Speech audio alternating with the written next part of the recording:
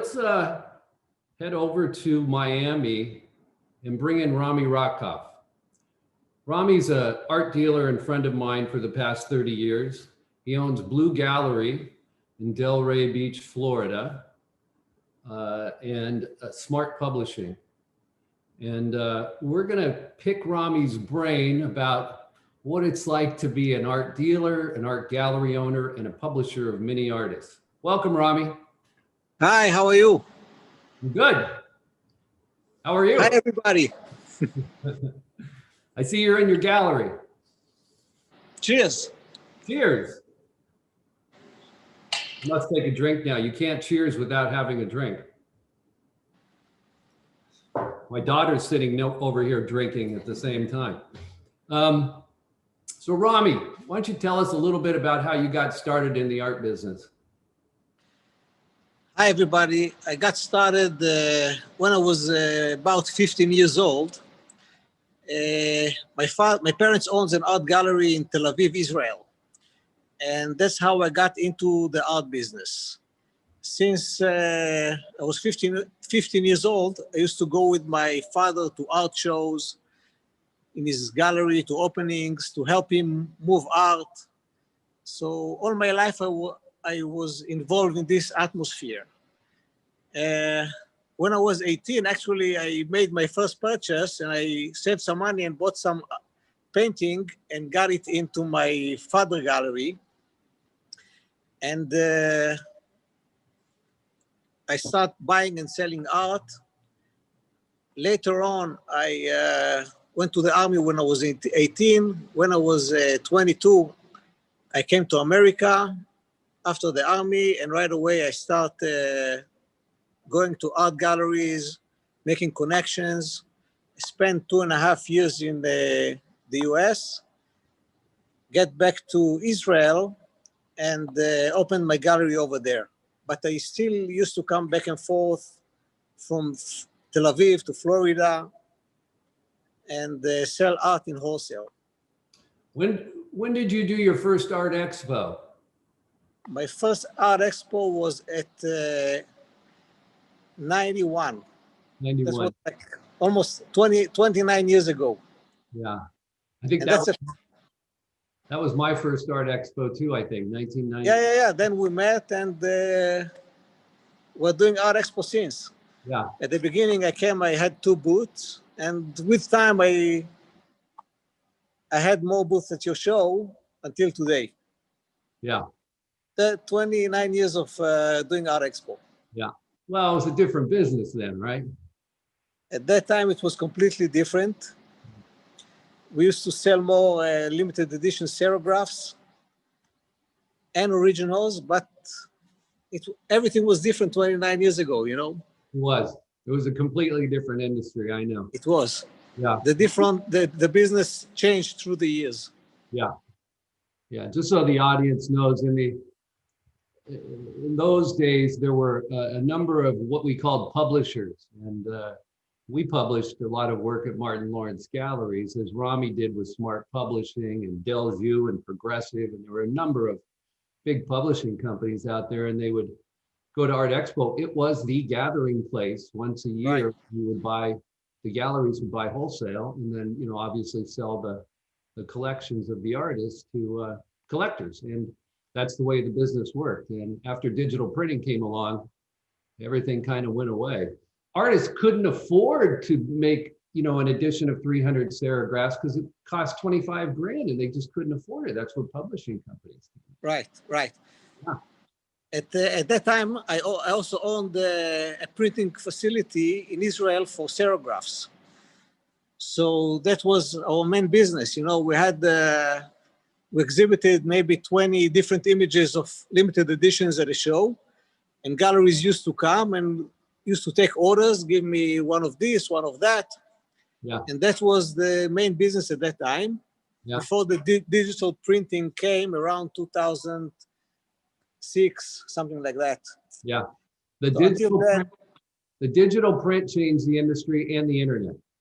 Yeah. The digital print changed the industry and the internet. The internet came just around that time. Yeah. But until that time, we were selling, we had programs for galleries to carry the limited edition serigraphs. Right. And the way you'd sell it is you buy an ad in Art Business News.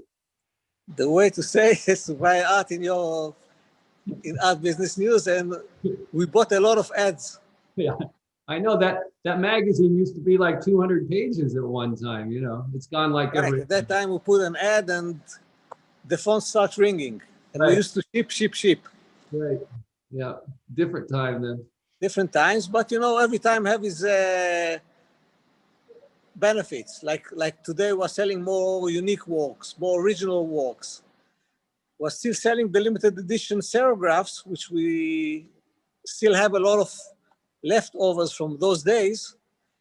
And we're printing giclées. The new limited editions today are the giclées. Right. Right. Prints are still selling. I mean, you can see this Takashi Murakami piece Sure. behind me, right? They are, but they are giclée printing and not seal screen printing, mainly. Digital prints, right? Yeah. Yeah. So, but it's still fun to collect prints once in a while. I can't afford an original. I'm sure that 10 years from now, it's going to be a comeback. People are going to look for the seal screens, and it's going to be like a form of collectible items, like retro collectible items. And I believe it's going to come back in about 10 years because it's a cycle. Everything is cycle. Yeah, we'll see. Yeah. There's a lot of silk screens out there. There is. So I got two questions for you. One is, how long does it take to establish an artist and make him, I wouldn't say a household name, but almost a household name, where he's known enough where people recognize the name and they see the image. And, like I have so many of our artists that come to me and say, I need help here, or can you help manage my career, or can you do this? And the first thing I kind of tell them is, when you see a Picasso, it's a Picasso, right? So how do you help them establish themselves? The way I'm doing it, I'm adding every year an artist or two artists to my gallery collection. First of all, I'm taking somebody that I feel that he's good, that he talks to me, that I'm getting connected to that. And I think that there's a potential there. And then we start taking to art shows, like Art Expo and other shows that there is in the market. And we fill the market. We put it in the gallery, we test it out, we take some advertisement in your magazines. And it's take a good 3 to 5 years just for people to paying attention to this artist. Yeah. They have to look at it, to see him, to come back to it, to get used to the look, get used to what he's doing, see him in this show, in that show. So it grows, but it takes between 3 to 5 years, if I have to say. Yeah, I agree.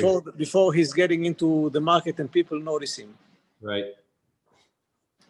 Would you like to walk around a little bit and highlight a few of your artists for us tonight?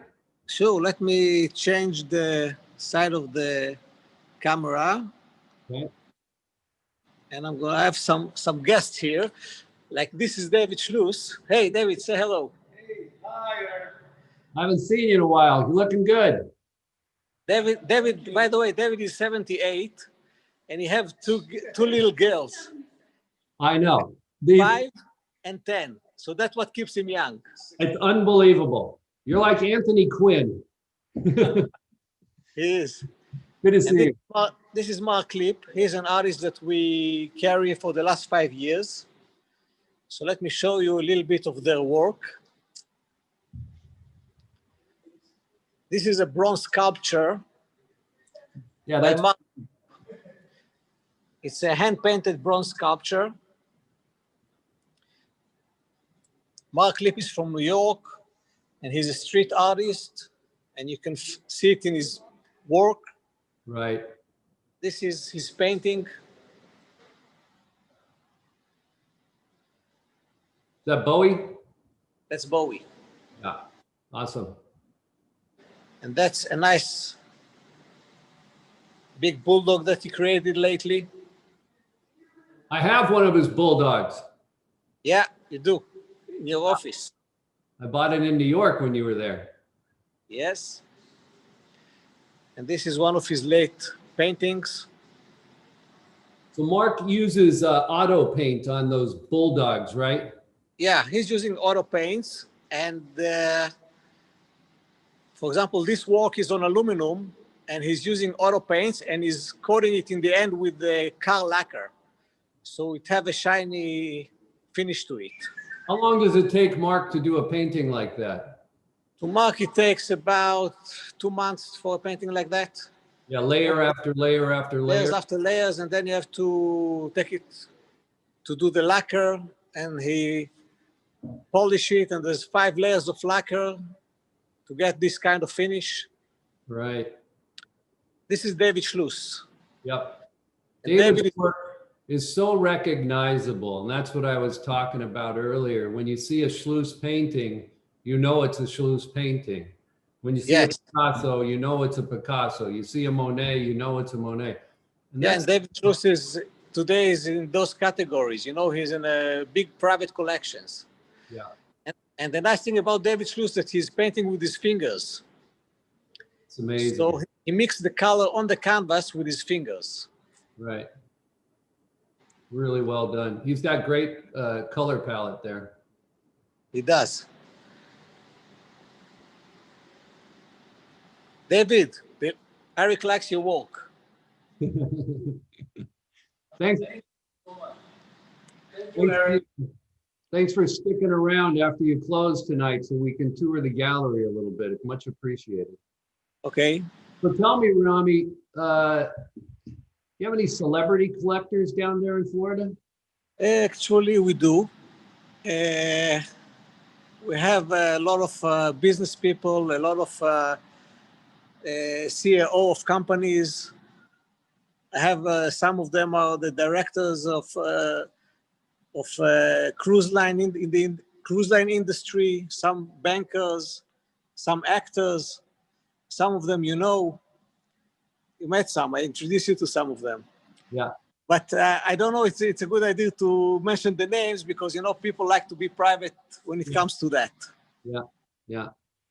But definitely, they come to the gallery. This is we have a 10,000 square foot gallery here. So in Delray Beach. So Delray Beach. Yeah, and they have a great tennis tournament there. There is actually it's like 2 blocks from me. I know. So in 2022, I'll make plans to come out there, go to the tennis tournament, and then I can come visit you again. You know what? It won't be a bad idea to make a show in Delray Beach. Maybe. We'll try it. One day. To think about it. Well, let's say goodnight to Rami. Do you have anything to add? It was a pleasure for me to be here and share my gallery and take you through a tour. And I'm sure I'm going to see you at the next shows. Yep. I can't wait to get back to live events.